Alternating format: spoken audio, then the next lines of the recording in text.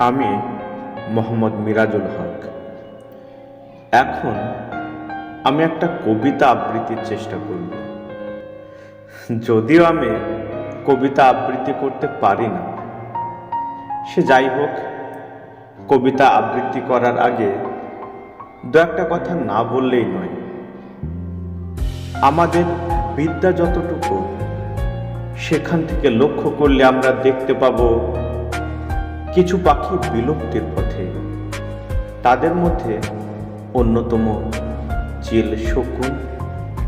কিন্তু বর্তমানে রাজ্য ও দেশের আকাশে খুব বেশি করে দেখা যাচ্ছে চিল শকুন, প্যাঁচার। তাদের ফাঁকা ঢোলের আওয়াজে আমাদের মতো ছাপোষা মানুষেরা চাণ্ডলীলায় মত্ত। এই হেন প্রেক্ষাপটে মানুষের অবচেতনে লুকিয়ে থাকা ভালোবাসাকেই কবি আহ্বান জানিয়েছেন পৃথিবীর ঘুম ভাঙানোর জন্য।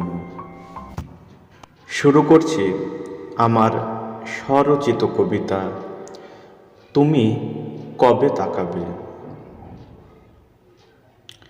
এটা কোন জন্মভূমি যেখানে করছি বাস? বেওয়ারিশ হয়ে ভাসে নদীতে হাজারো মানুষের লাশ। স্বচ্ছ ভারতের কাণ্ডারির হাতেই যদি এই দশা, লজ্জায় ঘুমটা দেয় মানবতা। বাস্তবতা যেখানে গৃহবন্দী, উৎসবের চাঁদ আজ বিষণ্ণ মনে ঘুরছে। আচ্ছা দিন আইগা, সোনার বাংলা গড়ব। শব্দগুলি উচ্চারণ করতে করতে ভারতবর্ষ আজ ক্লান্ত। এটা কোন জন্মভূমি যেখানে করছে বাস?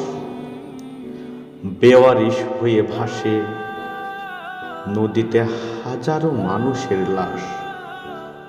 জীবন্ত মানুষের স্থান নেই হাসপাতালে, মৃত মানুষের স্থান নেই শ্মশানে। এভাবে বেঁচে থাকার মানেটা কি? খালি চোখে তো মানুষ দেখা যায় না। জনসংখ্যা দেখে কি লাভ? ব্যথার সানাই আর কতদিন বাঁচবে? চোখ খুলে তাকাও হাসনো হেনা, পৃথিবীর ঘুম ভেঙে যা।